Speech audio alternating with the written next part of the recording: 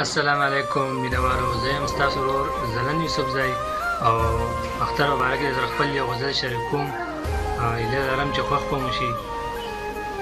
غزل دی چې دا ځل بیخي نه یم د چا په انتظار اختره، دا ځل بیخي نه یم د چا په انتظار اختره، او هغو له ورشه چې د چا سره وي یار اختره.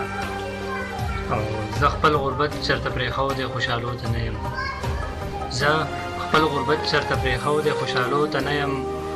د اختر ورځ هم ما دپاره وي د کار اختره، او د ډېرو خلکو زړونه رغېدل د اختر شپه وه، د ډېرو خلکو زړونه رغېدل د اختر شپه وه.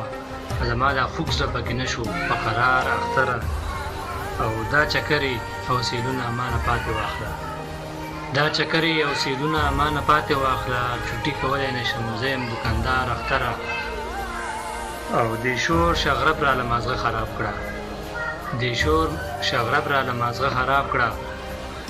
راته کلی دې رایاد کړلو د ښار اختره. ځلن به ګرځي سر ببر کوڅو کې، ځلن به ګرځي سر ببر کوڅو کې، هغې به کړی وي بل چاته سینګار اختره.